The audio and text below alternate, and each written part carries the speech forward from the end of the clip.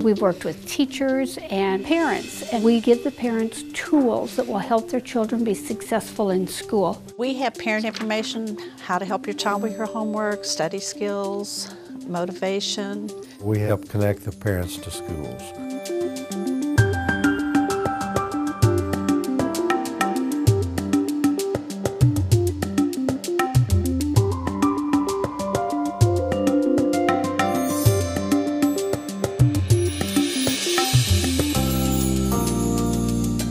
Springdale School District, the second largest in our state, has been the fastest growing school district in Arkansas for well over the last decade. The growth of the district has, to a great degree, been families from minority populations. We've seen families with significant need. This translates to children who need additional services. As the principal of Parson Hills Elementary, I have about 98% free and reduced lunch, which is an extremely high poverty area. What we are as educators, look at that circle in the palm of their hand. We're the ones that can be the bridge.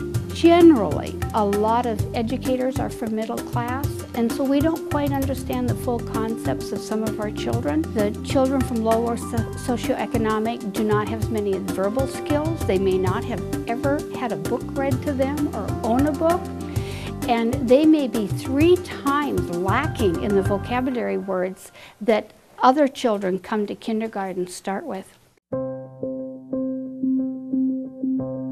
The academic requirements for children is very high, and with children coming in learning English as a second language, that challenge is even greater. A lot of our parents don't understand the American schooling system, and they don't always see themselves as a piece of that. So we need those parents even more to learn how they can support and teach their children in the home. You always want to make creating a nurturing environment in your classroom, and they need to know that they can trust you, and then that will gain their respect, and then from there the learning can occur.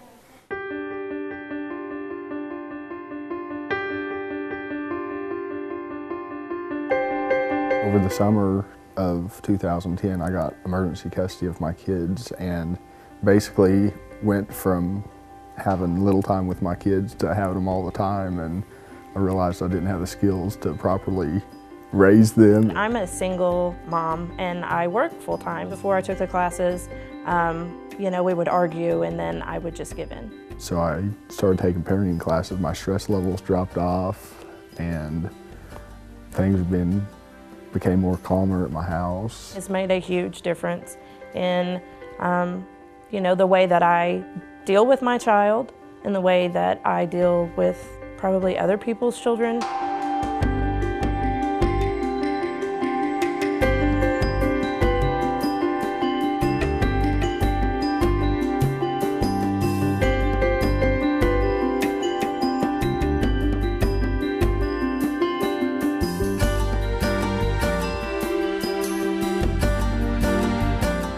They provide something that's so needed in our society today. It's a connection that brings our schools and parents together.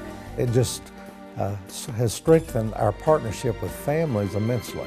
And as a result, our kids from all backgrounds are really performing better. We want these Title I children to succeed. Our children's future is at stake.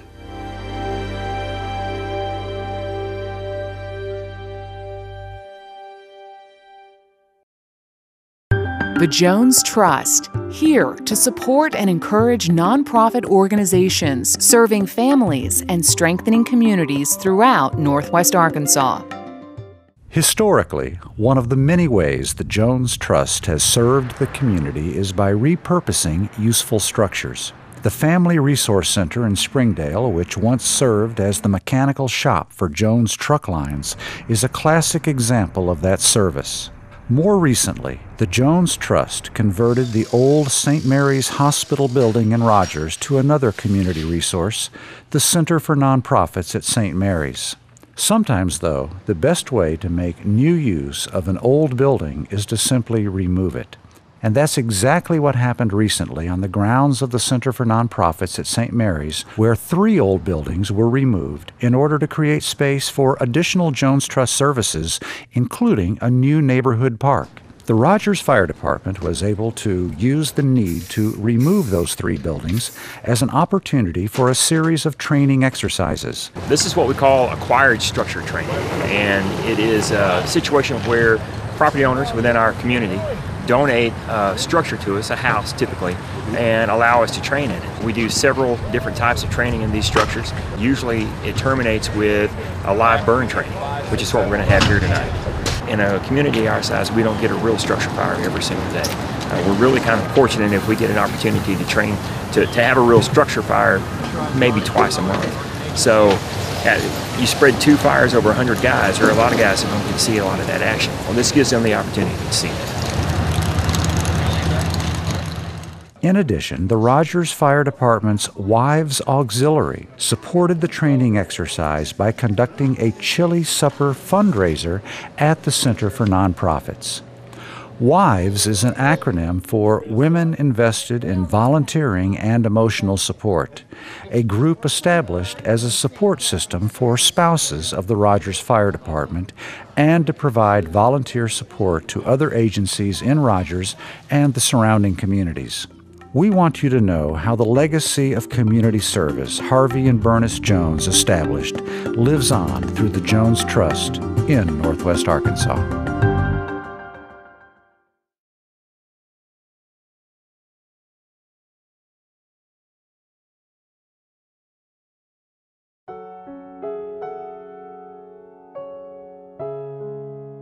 It was a bunch of neglect and abuse.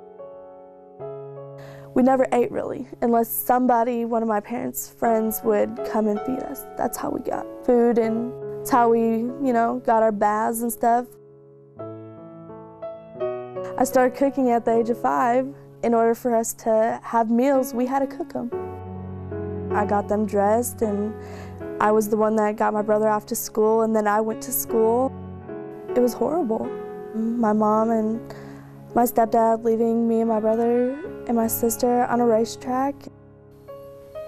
That was the last time I was taken away from my mom, and I never went back. Before I came here, I was on the street. Me and my kids were always at different friends' houses. I was going out to the club and doing things I shouldn't be doing. I should have been a parent and, staying there with my kids instead of, having a babysitter after babysitter for them. And I messed up one time and left my son with the wrong person, and I spent 86 days in jail for it. And now I have a felony, and it's been so hard to find a job, and John was the only one that would give me the chance. She's done very well. It was the most exciting day when I got the news that I was going to be working there. She's willing to learn. She was extremely persistent in trying to get the job, which I really appreciated. It feels good to say that I have a job.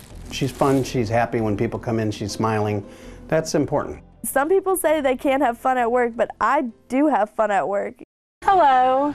How are you? She's proven herself. She's starting full-time as of tomorrow, actually. I went to the last banquet and got an idea of what they're about and walked away saying, I need to do something. I thought, oh, they're not going to like me. I'm not going to get along with nobody. Oh, I fit in just fine there.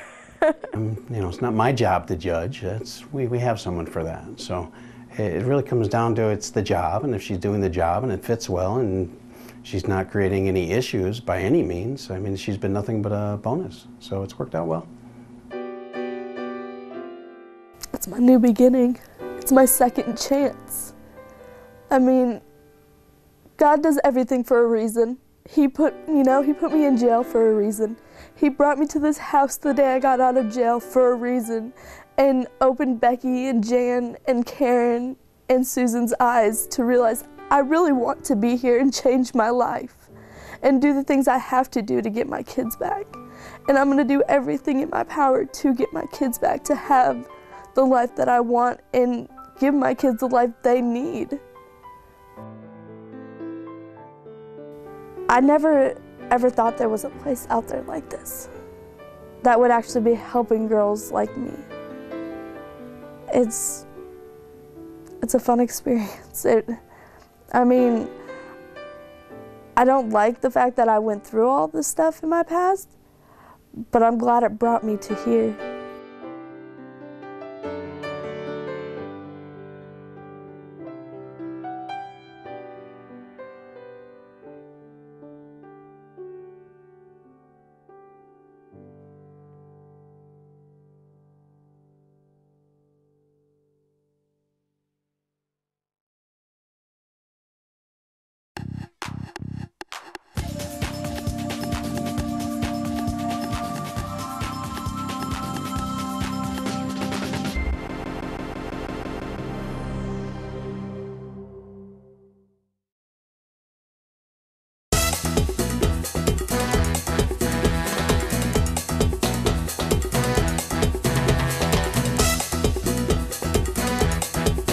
Bienvenidos al Colegio Comunitario Noroeste de Arkansas, o mejor conocido como ENWAC. Mi nombre es Raúl Torres, soy consejero académico para todos los estudiantes que su primer idioma no es el inglés. ¿Cuáles son algunos de los obstáculos que ustedes que piensan que se están enfrentando?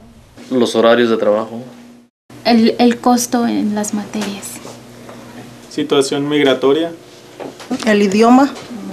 El desconocimiento del sistema que tienen las escuelas aquí. El transporte para llegar a la escuela.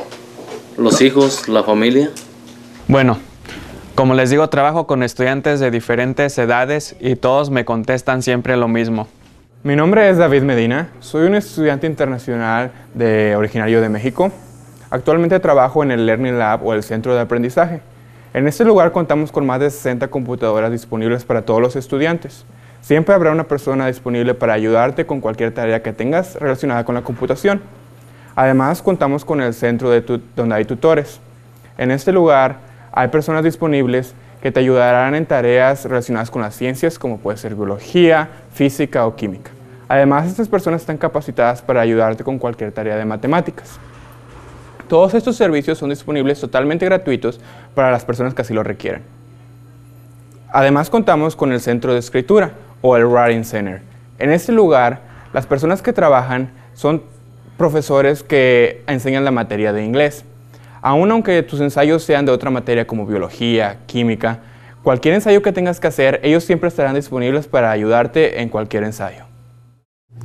Hola, ¿cómo estás? Hola, Fabi. ¿Cómo estás? Bien, bien. Mira, qué sorpresa. No pensé encontrarte aquí. ¿Qué andas haciendo aquí? Ay, pues ando pidiendo aquí información para ver si puedo entrar aquí al Community College. ¿Tú estás estudiando aquí? Sí, mira, ahorita estoy haciendo mi tarea. Wow. Ya estamos en las finales. Wow. ¿Es muy difícil entrar aquí? Mira, yo entré por un programa de padres solteros.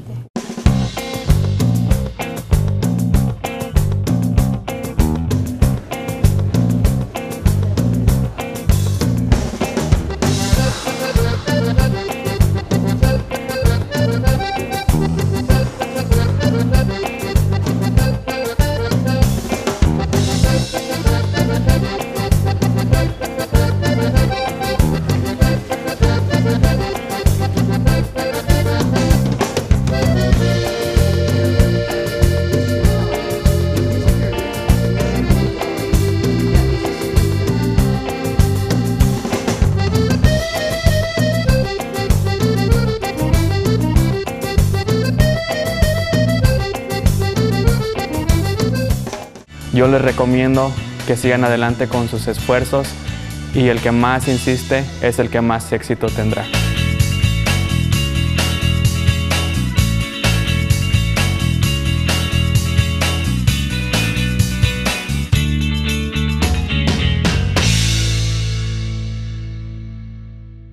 Hello, I'm Dr. Jeanette Neshwat, and I'm here with Lloyd Bailey. He is the administrator of the new Benton County Health Department.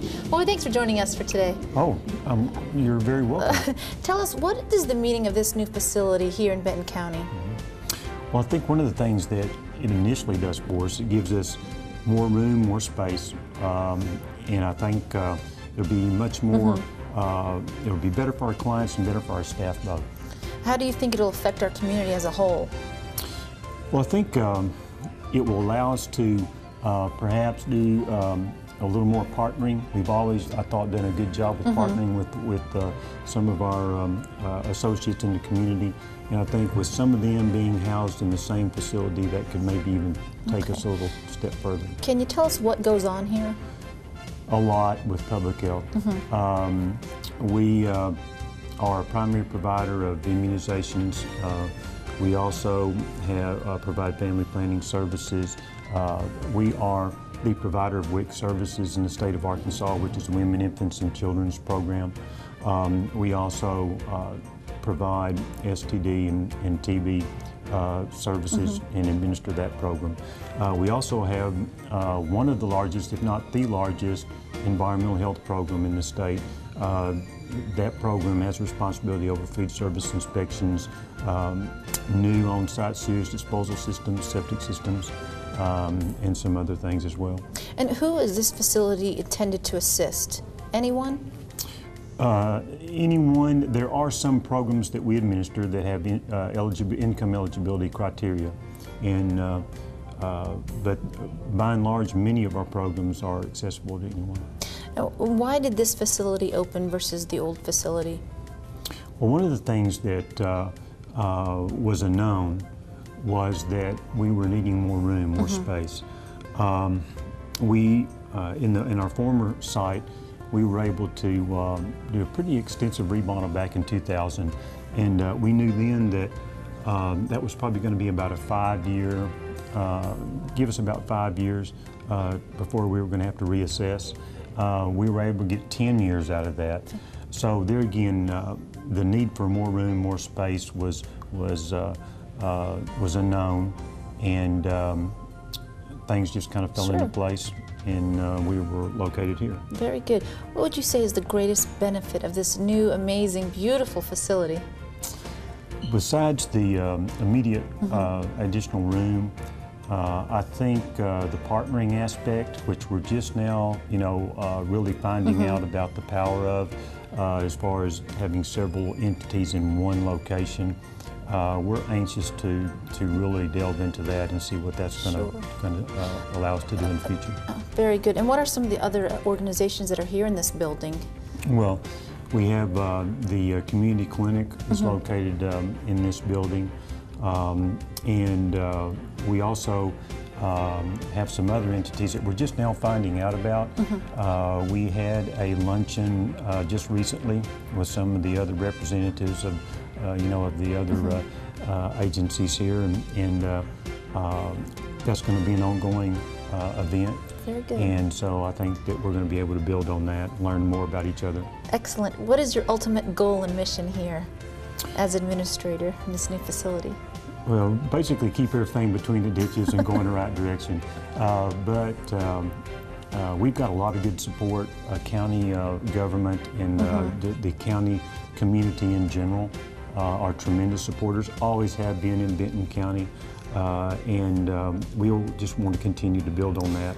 Sure, and we are so fortunate and lucky to have these resources here in our community. How about a tour of the facility? Super. All right, so let's check it out. This is our Women, Infants, and Children's, or our WIC, receiving window.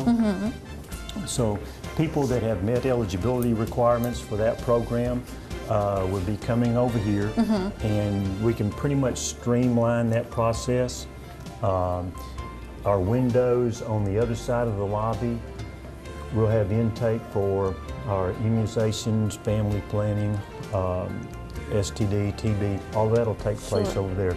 So this really, we have found at our previous location, we segregated these two programs and flows over there as well, and we found that the public really liked that, and also it was more efficient for us. Wow, this is a huge room. What goes on here? Well, this is a dual-use room too, and again, it's borrowed from what we did at our previous location. A lot of time is spent in this room with what we call second nutritional ed. It's a required component of our WIC program. So when one of the key elements of the WIC program is for pregnant and postpartum women, and kids, infants and children up to the age of 5 that are income eligible and meet other requirements, for them to get what we call food packages, which can be made up of formula or certain food staples, milk, cheese, beans. One of the required components is that they attend a nutritional education class. So this is utilized for that purpose, and we have quite a few in our classes. And for those who don't know, what does WIC stand for? Women, Infants, and Children. It's a federal program that's administered by the states, and in Arkansas, the Department of Health is the administrator of that program. It's also used as multi-purpose room. If we want to have an evening workshop or some type of a large staff meeting, we can utilize this room. One of our immunization rooms, I don't know if y'all want to get into this detail, but we have our storage refrigerators, and so our clients there again that come in for WIC and immunization services, we can expedite, providing them their services by just moving them right through this hallway. Now, immunizations are free of charge here at the health department? There is a records maintenance fee, $5. $5. Records maintenance fair fee. enough. This is our nurses station right here. All right. Which we can stage some of our nursing personnel. And yeah, that'll be nice. This is our women's health hallway. Wow, this is absolutely wonderful, family planning, huge. Maternity. Very spacious. These services occur through this hallway. You'll notice some of the rooms the room size is a little larger. And what we did, we kept with the former rooms, we did keep the restroom component. We kept that active, which is a real plus for our clients. And that's because this was once a hospital, correct? And these were once hospital rooms, and this building was donated to the Jones Trust, which is absolutely amazing and fantastic. And this was the labor delivery floor. And we do have a nurse practitioner that's not full-time with us, but she does have to share time with our clinic over in Siloam Springs. What would you say is the most common service that you provide here at the health department? Probably immunizations. Immunizations, sure. We also provide a lot of the TB skin testing. This is a nursing station, which between this station here and the one that we previously saw up at the front of the hallway, that's where our primary housing is for our nursing staff. This is our break room area. Our former site wasn't large enough to get any appreciable number of our staff in the break room at any one particular time, much less when we rotate them through. So this is much more spacious than we had before. Is funding for this health department all from the state, federal funding? County. County, okay. It's a very interesting arrangement. In Arkansas, the counties provide the facility, much if not the bulk of the maintenance and operation monies. The state provides personnel. This is a conference room, multi-function room. We do have a lot of video conferences within our department. We do have occasion outside the department to also be able to video conference, and we're really hoping to be able to build on that because there's just so many opportunities to get good information and have some dialogue on certain health topics that we're really wanting to tap into that. Lloyd, what prompted the move to this new facility? Well, I know that the county was looking at a couple, if not 2 or 3 locations, and as discussion went along, it was felt like this was the most logical site, and I believe that's what prompted the Quorum Court to look at moving to this location. So size was a factor, and availability? Availability, and I think there was some discussion about location. Not only would we be in the same site with some other providers, but we would be on the transit route, and there again we're probably a more denser populated area. So I guess would say a growing need as well. Right. All right. Well, this is just an absolutely amazing facility. Thank you so much thank you for coming. Giving us a tour, and I know it'll be a great benefit to all the citizens in our community. No doubt. Thank you, Loy. Thank you very much. All right. Appreciate it.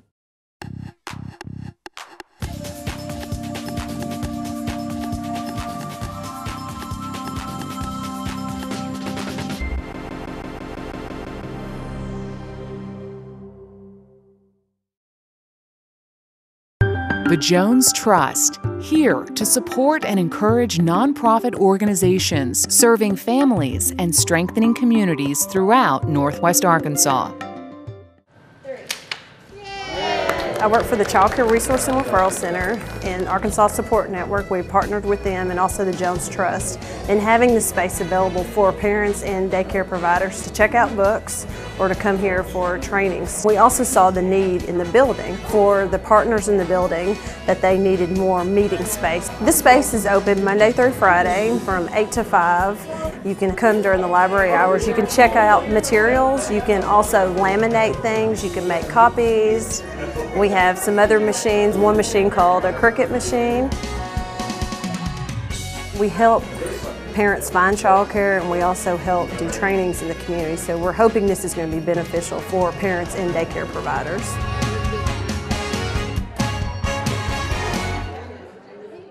The Jones Trust, continuing service to Northwest Arkansas. Welcome back to Family Health Today. I'm Dr. Jeanette Neshwat.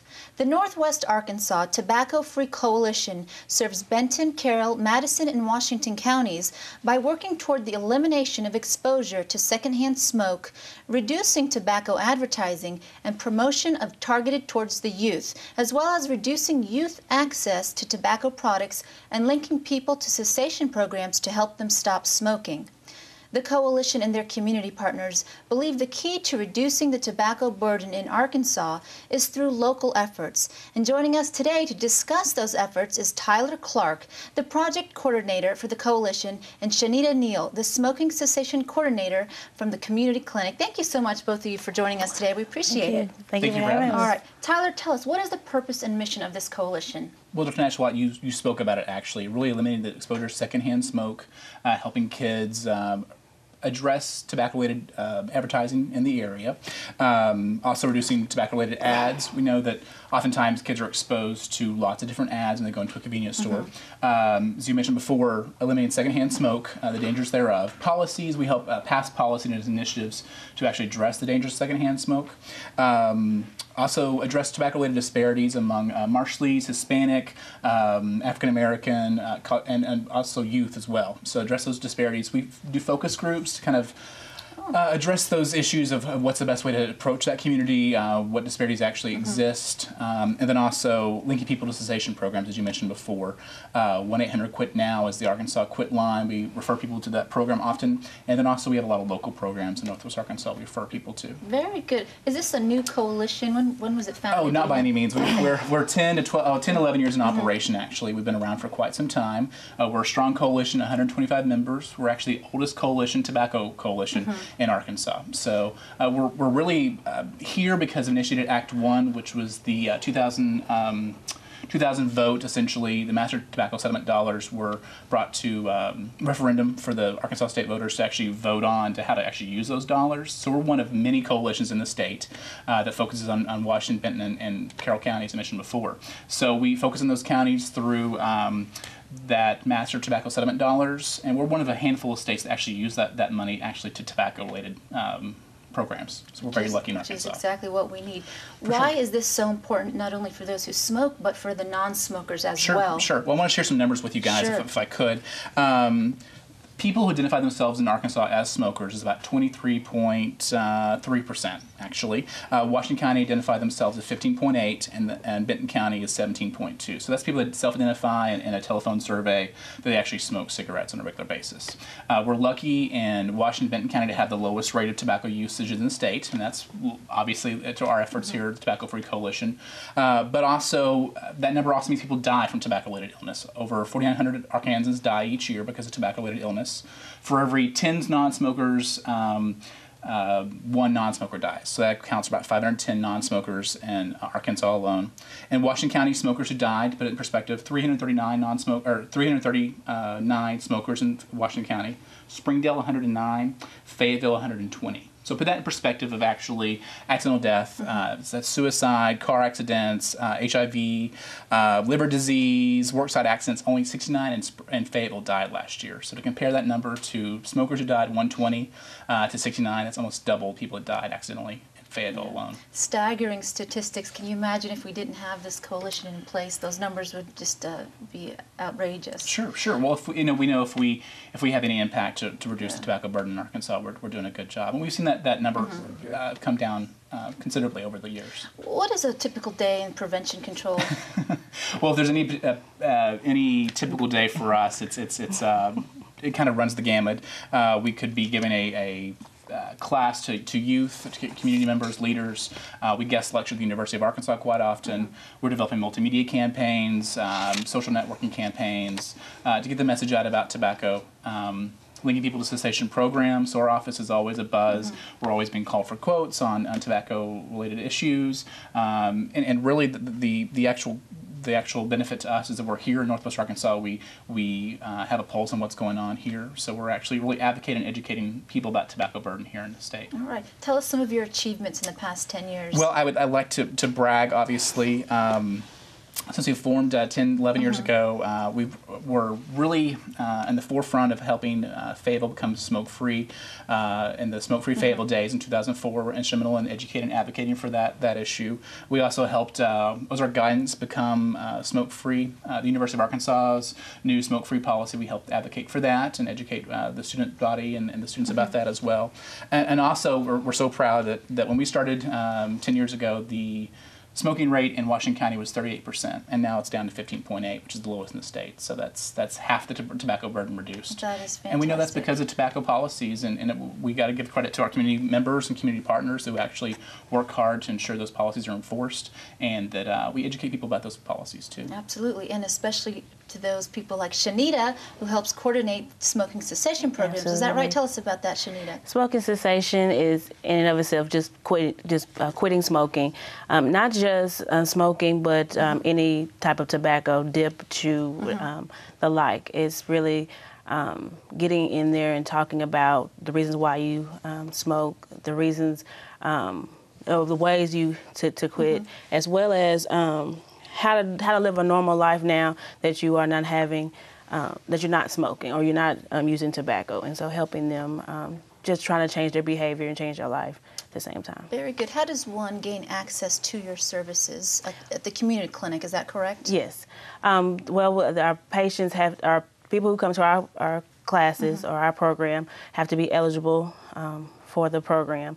They have to call our clinic and call our community clinic at 751-7417, extension 860, and then we can set them up with a class, and classes preferably start every month, and it lasts for 4 weeks, 1 hour each week, and it just goes over those things I talked about before, all the ways to help them quit. What are the benefits of smoking cessation versus just quitting cold turkey? Well, 40% as an increase, 40% increase in using the medications, especially Chantix. Chantix is one of the more newer prescription medications, and it basically helps a person with their withdrawal, and the class helps them with their physical habits of just a hand to mouth and things they do periodically throughout the day. And so quitting cold turkey sometimes, or just by themselves, doesn't give them the support that they get from a class and that camaraderie and having somebody else there to say, you know, you can do this, we can do this together in the class. Very good. Tyler, how does the coexistence of each of your organizations help benefit one another in our community?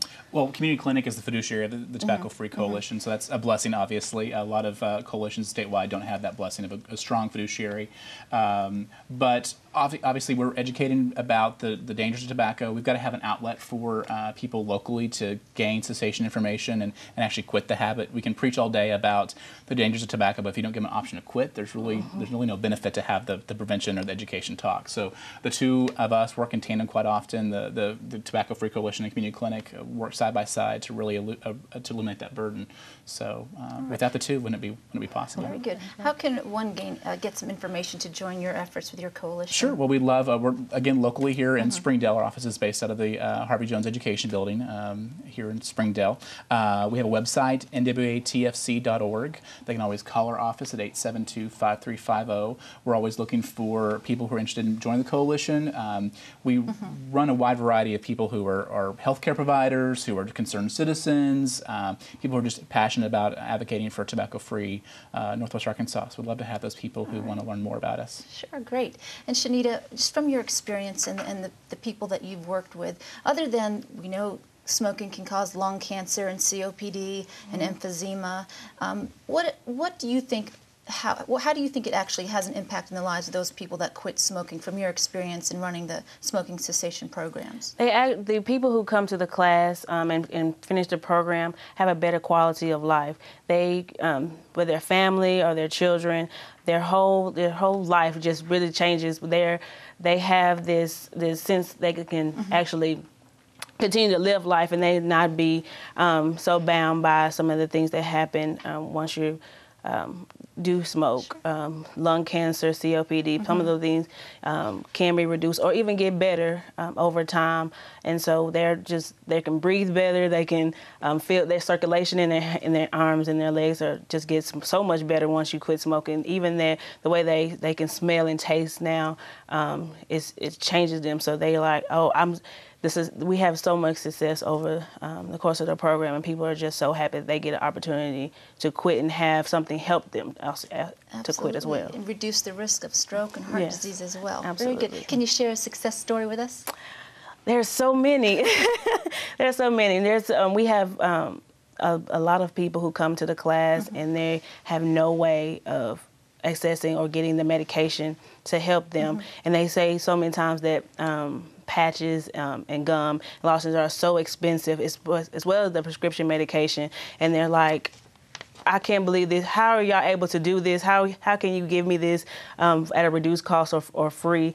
This has helped me so much in my quest to quit smoking, and I couldn't do it without this process. So overall, it's the same. The success story is kind of pretty much the same. Very good. Overall. Very good. All right. Well, Tyler, Shanita, thank you both so much for joining us, and thank you for everything you do for us here in our community. We appreciate it. Thank you so much. All right. Family Health Today will return in just a moment. Stay with us.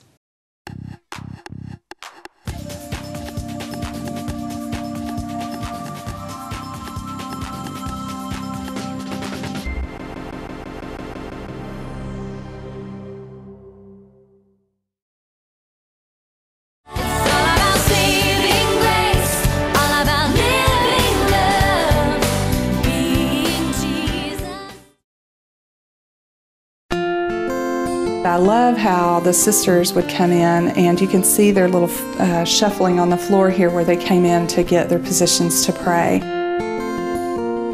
Once a place of prayer and faith, the old St. Mary's Convent at the Center for Nonprofits is now Saving Grace, a Christ-centered ministry of hope and restoration for young women who are homeless or have aged out of the foster care system.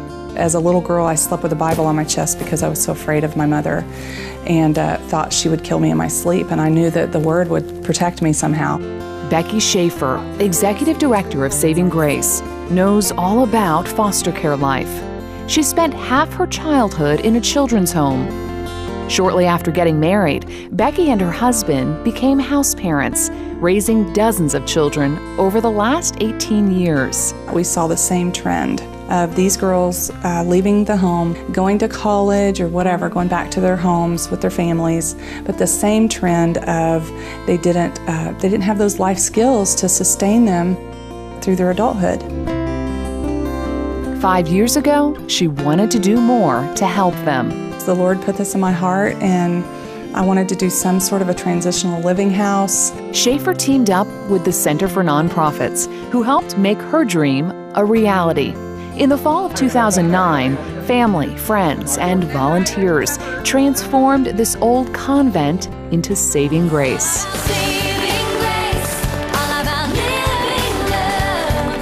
In January 2010, Saving Grace opened its doors for the first time. It is evident by the outreach of the community that this is a true need, and this touches a lot of people.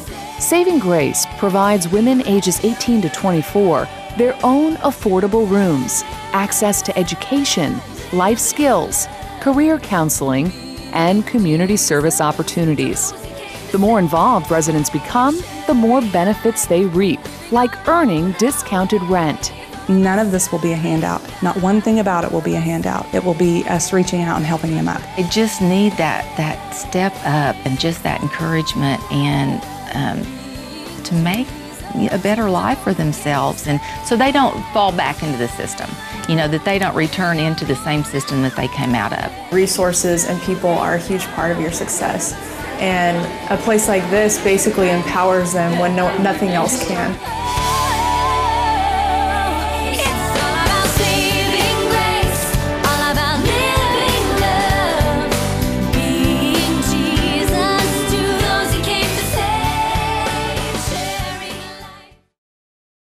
The Jones Trust, here to support and encourage nonprofit organizations serving families and strengthening communities throughout Northwest Arkansas. Jenny Masivnik, a longtime Rogers resident and agent for progress in Northwest Arkansas, is being honored eponymously at the Center for Nonprofits at St. Mary's in Rogers with a first-class coffee and food bar. Located in the lobby of the Center for Nonprofits, this shop features the great food of Northwest Arkansas Community College's culinary program. Open to the public from 7:30 a.m. to 3 p.m. Monday through Friday, at Jenny's Place you can grab a bite, a cup, and relax with friends. Come on by and see what's cooking at Jenny's Place. The Jones Trust, continuing service to Northwest Arkansas.